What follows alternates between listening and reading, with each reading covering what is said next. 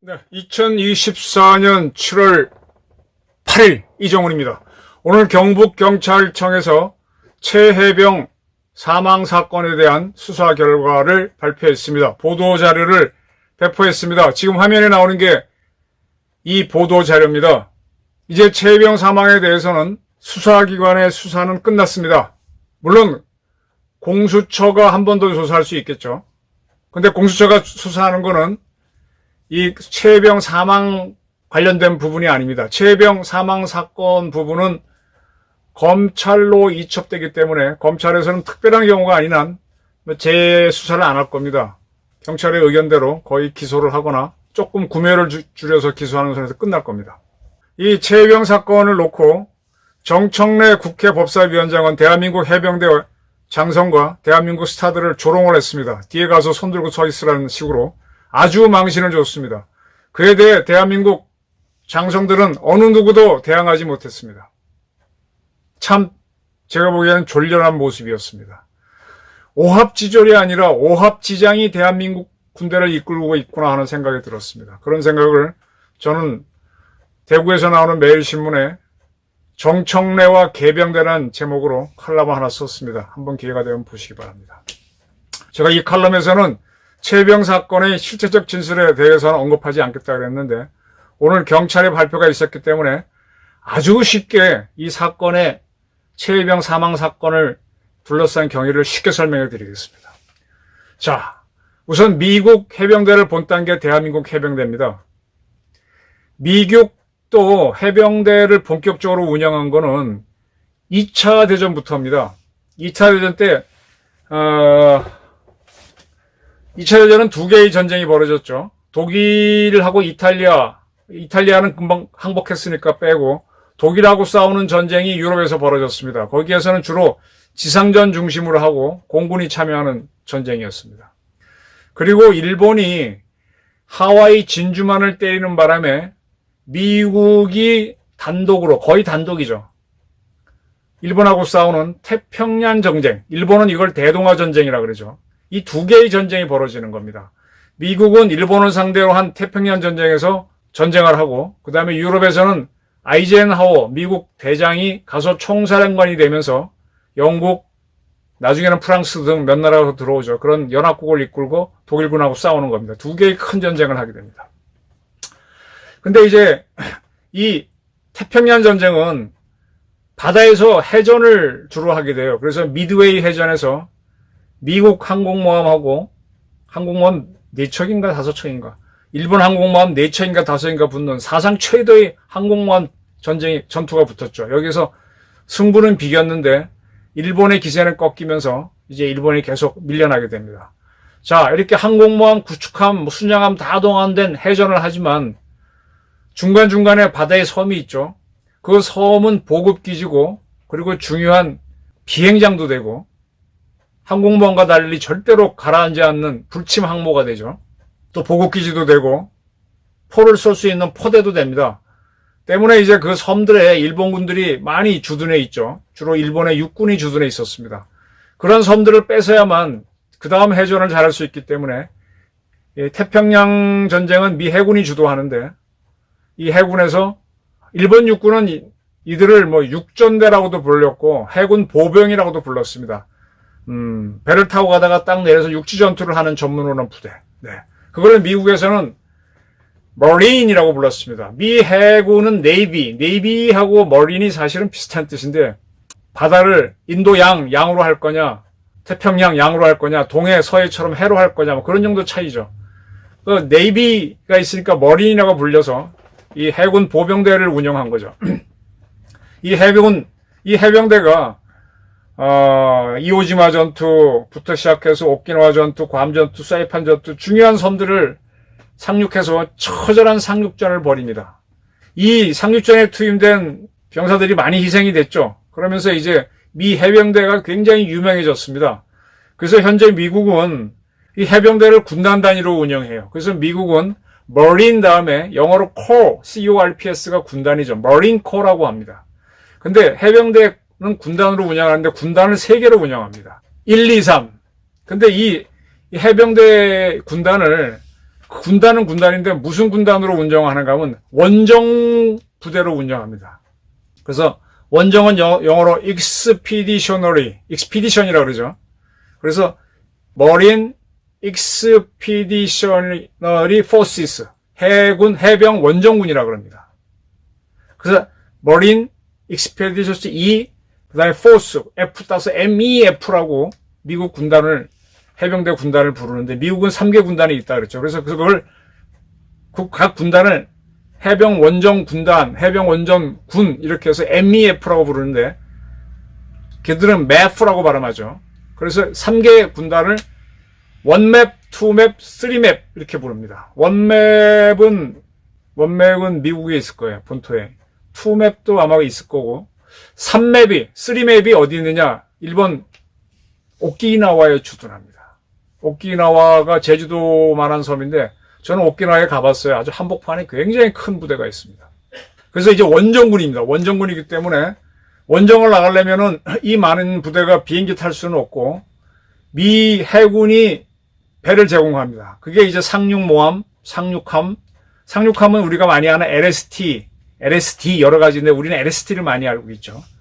그런 배는 그들이 제공하고 그러면은 거기에 해병대가 자기네 장비, 걔네들은요 F-35B라고 하는 전폭기부터 그다음에 코브라 공격 헬기, 항공기를 많이 갖고 있어요. 그다음에 걔네 전차, 장갑차, 온갖 미사일 다 갖고 그걸 다 타고 가는 겁니다. 태우고 가는 겁니다. 그래서 상주작전을 할 때 미 해군도 이제 자기네 함정에 포가 있고 미사일이 있죠. 또 항공모함이라든지 또는 다른 전투함도 따라가줘서 이 상륙함들을 호위해주면서 막 쏴줘요. 자기네 함재기도 떼어서 적진을 초토화시키고 그 다음에 해병대 항공부대도 때리고 하면서 적진을 초토화한 다음에 쫙 상륙해 들어가는 겁니다. 이러한 상륙작전을 적이 볼 수 없는 저 먼 해안, 지구가 둥그니까 수평선 너머로는 안 보이잖아요. 그 수평선 안 보이는 데서부터 헬기하고 항공기가 날아와서 초토화한 다음에 그 다음에 이제 작은 상륙정을 탄 공기 부양정을 탄 해병대 보병이 상륙하면서 상륙해 들어가는 거죠. 그래서 그들은 원정군이라고 합니다.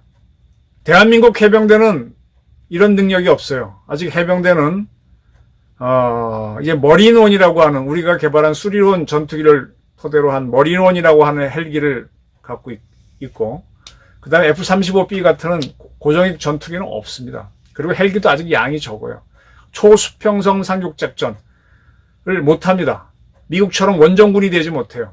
그리고 대한민국 해군도 우리 해병대를 실어줄 만큼 많은 수송선이 없어요. 가장 큰 게 독도함이고 백령도함인데 그래봐야 거기 1기 대대밖에 못 실어.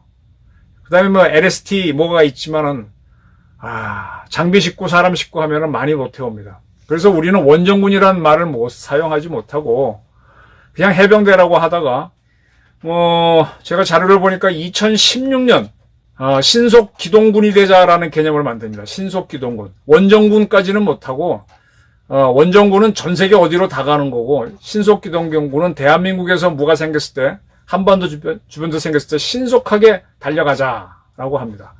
근데 아까 말씀드린 대로 우리는 미군은 1개 군단에 해당되는 병력과 장비를 싣지만 우린 그게 안 되거든요. 그래서 대한민국의 해병대가 2개 사단이 있고 2개 여단이 있습니다. 1사단은 포항, 2사단은 그 유명한 김포 청령부대. 그 다음에 6여단이 백령도에 있고 그 다음에 9여단이라고 하는 부대는 껍데기만 있는 동원예비군 같은 부대인데 이게 이제 제주도에 있습니다. 이렇게 있는 4개 사단 여단급 중에 최강은 포항에 있는 1사단입니다.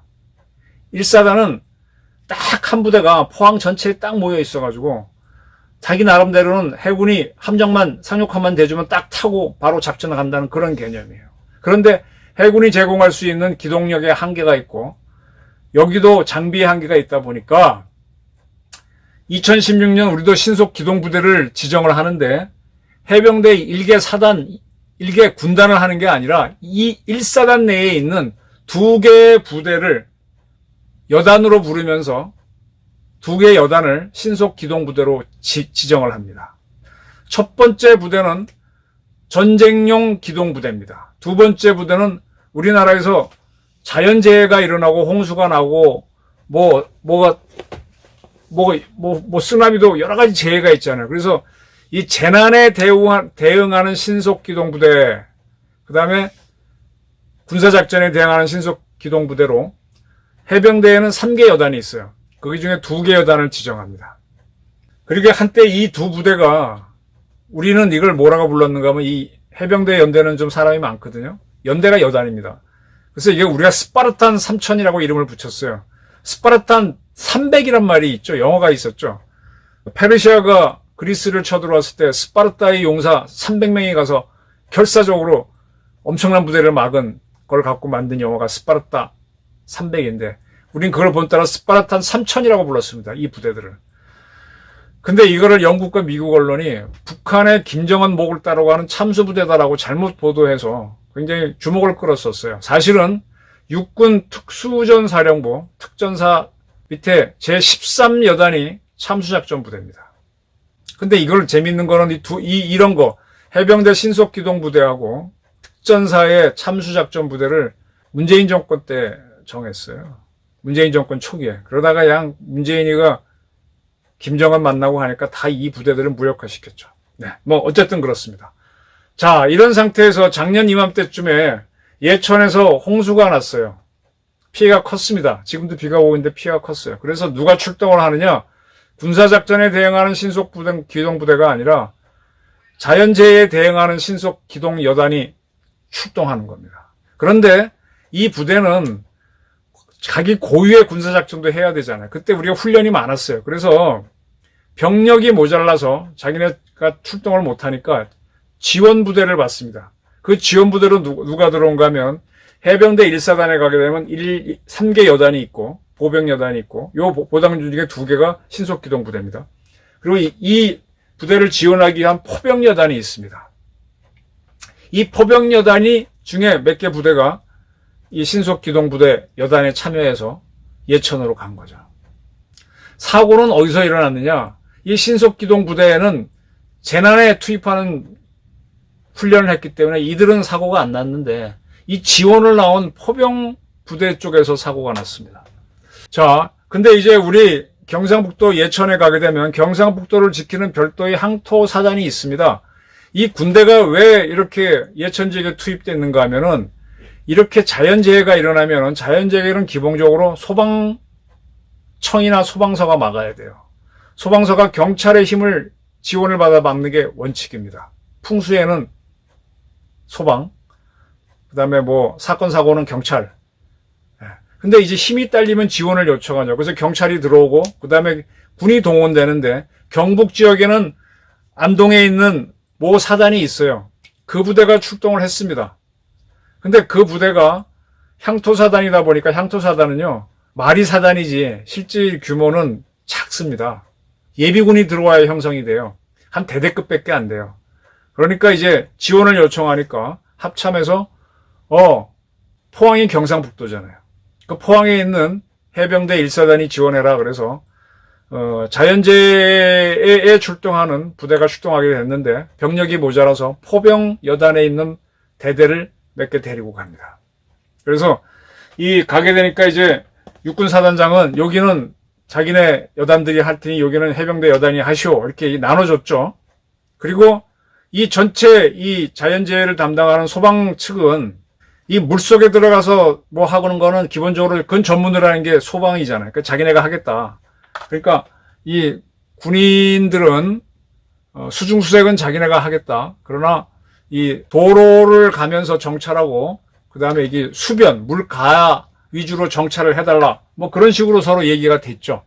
그래서 해병대도 이제 쭉 배치가 돼서 그렇게 하게 됐는데, 그때 이제 각자 작전을 하고 있던 그건 위에서 합의가 된 거고, 하필이면 이 포병대대가 있던 지역에서도 소방대대로 수중 수색을 하죠.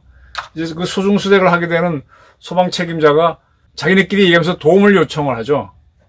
전화를 걸어가지고, 이 소방대가 물속을 뒤진다는 거는 이 물가 정찰이라든지 도로 정찰은 다 했다는 거잖아요. 했기 때문에 물속을 또 뭐가 있나 뒤지는 거니까 그 소방 현장 책임자가 도로 정찰은 이미 다 했으니까 해병대도 좀 여유가 있으면은 수변 아래 정찰을 해줬으면 좋겠다라는 취지로 전화를 겁니다. 이 전화를 받은 포병 대대장이 어쨌든 신속기동부대인 여단장한테 요걸 보고를 해요. 그러면서 장화 깊이까지 들어가는 노력은 필요할 듯하다. 수변 정찰을 해달라고 하니까 이런 얘기를 듣고 이제 이 여단장이 지시를 하게 됩니다. 그래서 장화로 가능한 부분까지는 한번 물가를 찾아봐라 라고 했는데 이 소방 현장 책임자와 전화를 통화했던 이 사람은, 이 포병 대대장은 다시 이제 여단장한테 보고해서 여단장 지시를 받죠. 근데 본인은 이제 소방 현장 소방 책임자가 통화한 게 있으니까 야, 우리 포병은 허리 아래까지 들어간다. 다 승인받았다. 라고 얘기를 해버렸습니다. 그러니까 이게 수중수색으로 오인케 할 수 있는 지시가 돼버린 거죠. 신속기동 여단장은 장화 깊이 정도를 이야기했는데, 네. 그렇게 해서 이 포병 대대가 허리 깊이까지 들어가서 사람을 뭘 찾는다고 하다가 채 일병이 떠내려가서 사망한 겁니다. 이거는 실체적 진실이에요. 이거는요, 특검을 만들어도 이건 뒤집어지지가 않습니다. 왜? 너무 많은 사람이 있고 너무 많은 상대자가 있기 때문에 바뀔 수가 없습니다. 이거는 해병 군사경찰단장인 박정훈 씨도 이거는 거의 똑같아요. 뭐 시간도 그렇고. 자, 이렇게 해온 상태에서 경북경찰청은 근데 이걸 하는 와중에 이제 자기네 부대가 가 있으니까 이 해병대 1사단장 임성근 씨죠. 이제 현장에 와서 자기네 부대가 잘 하는지 지켜를 봤죠. 그리고 말도 뭐라고 하고 가고. 네. 그렇게 된 겁니다. 근데 이 사건에 대해서 제가 보기에는요, 이 작전 통제권이 넘어가면은 지휘관은 육군사단장이에요. 육군사단장이 해병대 여단장, 그리고 사고가 난 포병 대대로 이어지는 겁니다. 굳이 물으면 책임이. 근데 이제 자기 부대를 저쪽에 파견했으니까 시집 보낸 시아버지, 친정아버지 입장에서 해병대 1사단장이 쫓아와서 뭐라고 하긴 했지만 직접적인 지시는 성립이 안 돼요. 그 사람 얘기를 듣고 뭐 기세 등등해서 더 열심히 할 수는 있겠지만은 또 그렇다고 해서 그가 뭐 수중수색을 하라고 지시한 건 바는 없으니까. 근데 경북경찰청은 어떻게 판단했느냐? 해병대 1사단장한테는 책임을 물을 수 없다. 또 그런 지시를 한 바도 없고, 또 육군사단장도 책임 물을 수 없다. 그건 뭐냐? 이렇게 현장 소방 책임자가 하고 전화통화를 하고는 가지고, 그걸 포병 대대장이 해병대 여단장한테 보고했고, 여단장이 그러면 장화 깊이까지 좀 들어가자라고 지시를 한 거를, 수변은 물가니까 땅에서 있는 건데, 그거를 대대장이 허리 깊이까지 가자라고 자기가 전화통화를 한 거가 있기 때문에 임의로 바꿔버렸죠. 그래서 사고가 났습니다. 그래서 경북경찰청은 이 책임은 이 B 여단장까지만 물어야 된다. 왜냐? 현장에 있었기 때문에. 이렇게 된 겁니다. 그러니까 임성근 사단장은 책임이 없다. 기소하지 말라라는 의견을 검찰에 보내는 거고, 검찰 판단 역시 이거와 거의 틀리지 않을 겁니다. 이게 실질적 진실입니다. 이 최혜병이 숨진 건 굉장히 안타까워요. 그에 대해서 아무런 예우도 안 했다 그랬는데 예우했습니다. 계급을 일병에서 상병으로 올려줬고요. 뭐 그건 별거 아니죠. 뭐 군사계급 세월 지나면 병사계급 다 올라가는 거. 보국훈장 동백장인가를 수여했습니다. 이 훈장이 굉장히 받기 힘들어요. 전쟁 때 무공훈장은 혹시 모르지만 근데 최혜병이 무공으로 숨진 게 아니니까 보국훈장을 수여했습니다. 훈장이 나가면은 그 연금이 좀 나갈 겁니다. 그리고 뭐 장사도 치렀고. 참, 근데 숨진 건 굉장히 안타깝죠. 근데 이 국민의힘하고 이 좌파들이 아무런 배려도 없고 뭐도 없다고 마구 공격을 했어요. 분명히 국가는 법에 의해서 법이 허용한 것보다 더 많은 배려는 했습니다. 자, 이렇게 되니까 이제 박정훈 씨 해병대 그 군사한병단장, 그도 이제 이런 걸 조사해가지고 그는 해병대 사단장한테 책임을 물어야 된다는 의견을 냈었죠. 근데 그가 의견 낸 거는 중요한 게 아니에요. 이 수사는 문재인이 만든 군 형법에 의해서 무조건 경찰이 수사하게 돼 있습니다. 경찰은 박정훈 씨가 보낸 의견을 참고할 뿐이지. 근데 그걸 오늘 발표한 건데. 박정훈 씨는 이걸 상급자까지 물어야 된다는 의견서를 내가지고 그걸 국방부 장관한테 승인받고 결재를 받고 보여주고 이제 경찰청으로 보내려다가 국방부 장관이 야, 그거 보내지 마! 라고 하니까 왜? 네가 승인했잖아. 그냥 보냈잖아요. 그래서 그걸 항명죄로 건 거예요. 저는 매일신문 칼럼에서 그러한 박정훈 씨가 굉장히 병사를 위하는 것 같고 또 체격도 좋고 당당하잖아요. 멋있다 그랬습니다. 상당히 용감한 해병대 같고 오히려 해병대 주요 간부들이 삐질삐질한 게 이게 무슨 해병대야. 오합지졸이지. 저는 이렇게 봤습니다. 그런데 이게 팩트가 잘못되면은 이 용기는 만용이 되고요. 그 책임을 받아야 됩니다. 자, 이 팩트 부분은 바꾸기 어려울 겁니다. 그래서 지금 박정훈 씨는 또 민주당은 뭐라 그런가 하면 그러니까 특검을 해야 된다. 왜? 지금 중요한 거는 자기가 저쪽으로 보낼 때 보내지 말라라고 하는 지시가 국방부 장관이 그때쯤 보게 되면 용산 대통령실과 여러 차례 통화했으니까 대통령 지시에서 보내지 말라라고 즉 개입을 했다라는 겁니다. 그러니까 이걸 특명하잖아요. 이런 부분은 고위공직자이기 때문에 공수처가 수사할 수 있어요. 공수처가 이 부분을 수사하고 있죠. 공수처가 어떤 의견을 낼지 모르는데 이 부분에 대한 저희 판단은 뭔가 하면요. 대통령은 군 통수권자예요. 통수권자는 자기 마음대로 해도 돼. 보내지 말라고 하면 보내지 말아야 돼. 그리고 나중에 따져야지. 국방부 장관도 보내지 말라면 보내지 말아야 돼. 그도 통수권자예요. 근데 왜 마음대로 보내? 저는 항명죄가 맞다고 봐요. 다만 정치적으로 결재했으니까 아이씨 잘못했나고 가만히 있고 경찰에서 그냥 판단해서 에이 이건 뭐 의견 안 돼 하고 이렇게 하고 갔으면 되는데 그걸 자기가 사인해놓고 다시 부른 이종석 국방부 장관이 참 졸렬했죠. 그런 문제 또 그러한 이종석 씨를 호주 대사로 보내는 것이 정치적으로 굉장히 어리석었죠. 그런 건 문제가 됩니다. 근데 이건 유무죄와는 상관은 없어요. 그것 때문에 지금 민주당은 들고 일어나서 최혜병 특검을 하자고 난리입니다. 근데 이러한 난리가 다 성립이 되려면 팩트 부분이 맞아야 돼요. 지금 대대장은 자기가 이제 기소 의견 된 것에 대해서 굉장히 억울해하죠. 누가 어떠한 사람이 자기 부하를 죽이기 위해서 그렇게 했겠습니까? 참 국민을 위해서 열심히 하려고 했는데 자기만 기소가 되고 하면 억울하죠. 그래서 이제 반발도 하다 보니까 해병대가 쪼개지고 이미 박정훈 씨가 되도록 쪼개지고 개판이 됐습니다. 이런데 여기에 야당이 불러갖고 이 윤석열 대통령 탄핵을 위한 소재로 쓰고 있어요. 근데 대한민국 경찰도요. 그 누구죠? 류 무슨 총경 안동 사람이었죠. 그 친구가 지난번에 검찰의 난을 주도했었잖아요. 그래서 민주당의 국회의원 후보가 돼서 서울 동작에 출마했었죠. 경찰도 쉽게 말하면 그렇게 윤석열 정권 편이 아닙니다. 그런 경찰조차도 이렇게 판단한 겁니다. 자, 박정훈 대령하고 그를 지지하는 예비역들은 윤석열이 오바했다, 이종섭이 오바했다, 최혜병은 해병대가 죽인 거다라는 투로 몰아갔습니다. 근데 팩트가 맞으면 그들은 참 좋죠. 근데 팩트가 틀렸다면 그들의 용맹스러운 모습은 이거는 만용이 되고 사기가 되는 겁니다. 거기에 대해서는 우리는 책임을 물어야 됩니다. 용기 있는 자들은 팩트를 가지고 떠들지 팩트가 아닌 것 갖고 나오는 거는 그건 사기입니다. 제가 이 사건은 실체적 진실을 알고 있음에도 쉽게 얘기 안 했던 거는 참 최혜병 숨진 게 안타까워서 그랬는데 이제 다 까고 나면은 참 별거 아닙니다. 양파처럼 그 안에 뭐가 있겠지 하고 까고 보면 나중에 허무한 공만 남아요. 요걸 가지고 사기를 치는 게 이재명이 이끄는 민주당입니다.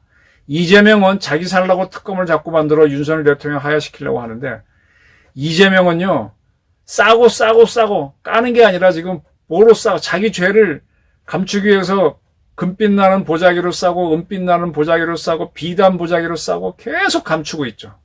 진짜로 특검을 해야 될 거는 이재명입니다. 그리고 이재명을 둘러싸고 있는 정청래 등 그들이 왜 해병대 특검을 밀어붙이는지를 특검해야 됩니다.